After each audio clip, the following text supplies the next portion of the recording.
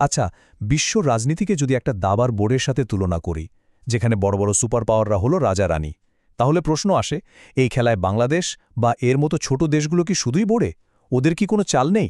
আজকের এই আলোচনাতে আমরা ঠিক এটাই দেখব, কিভাবে এই জায়ান্টদের পৃথিবীতে ছোট দেশগুলো নিজেদের রাস্তাটা তৈরি করে নেয়।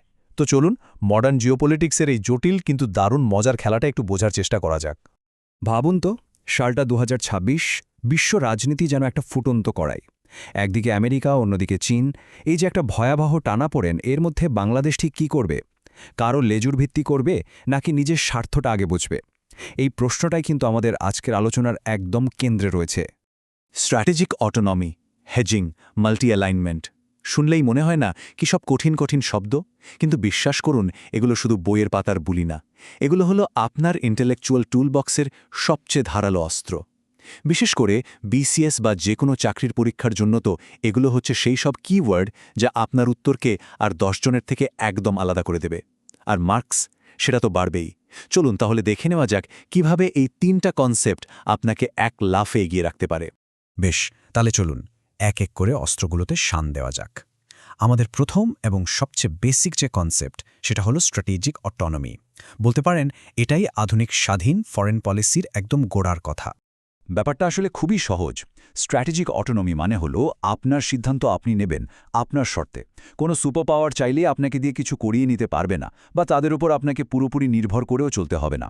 দেশের কোনটা ভালো কোনটা মন্দ সেটা বুঝে স্বাধীনভাবে সিদ্ধান্ত নেওয়ার যে ক্ষমতা, সেটাই হলো স্ট্র্যাটেজিক অটোনমি।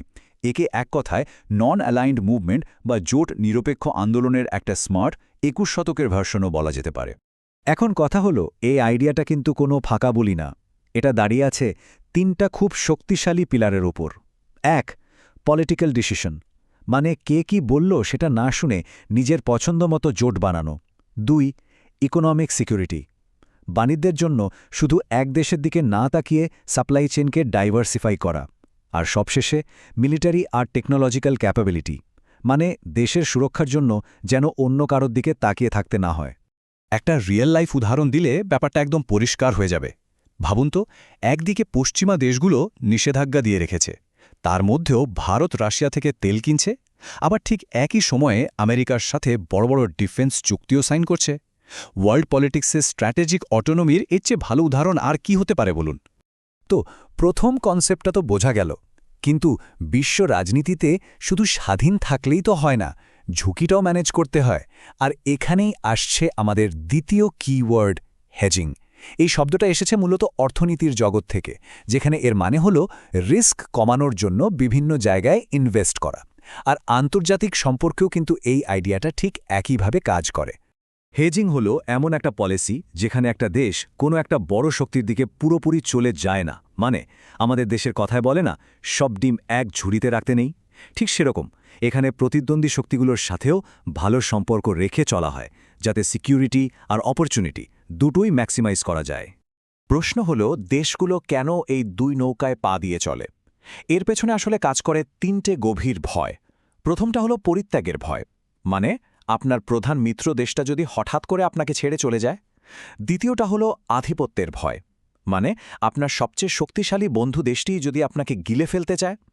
আর 3 নম্বরটা হলো ভবিষ্যতের অনিশ্চয়তা।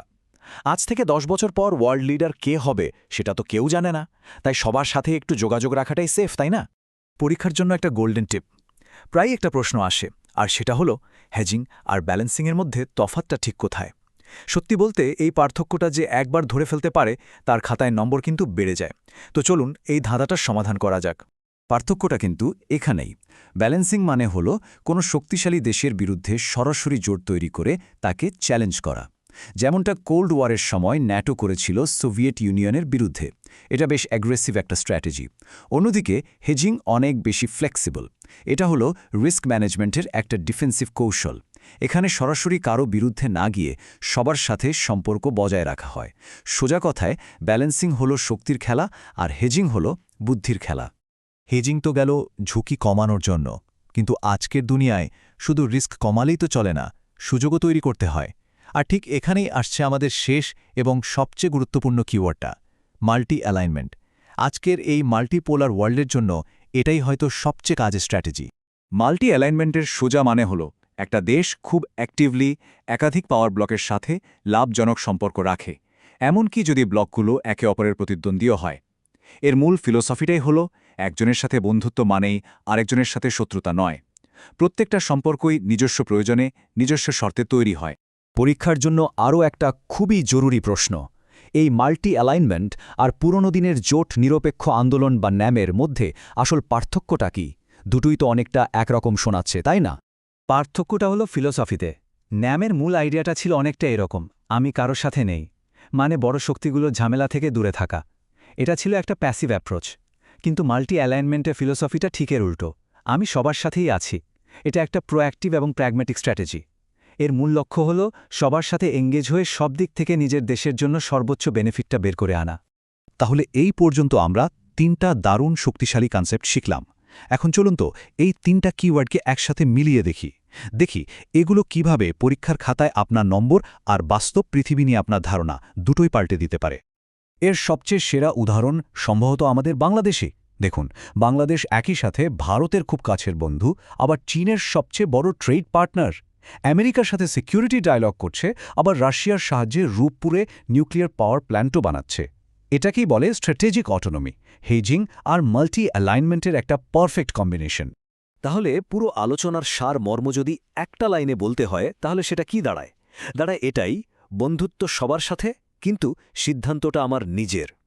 এই একটা বাক্যই কিন্তু আজকের স্বাধীন পররাষ্ট্রনীতির মূল মন্ত্র। আশা করি জিওপলিটিক্সের এই জটিল বিষয়গুলো এখন আপনাদের কাছে একদম জলের মতো পরিষ্কার হয়ে গেছে। এই ধরনের আরও ইনডেপথ অ্যানালাইসিস আর পরীক্ষার জন্য স্পেশাল টিপস পেতে এখনই মিমানিক গুরু অ্যাপটি ডাউনলোড করে ফেলুন। আমাদের সাথেই জ্ঞানযাত্রায় থাকার জন্য অনেক ধন্যবাদ।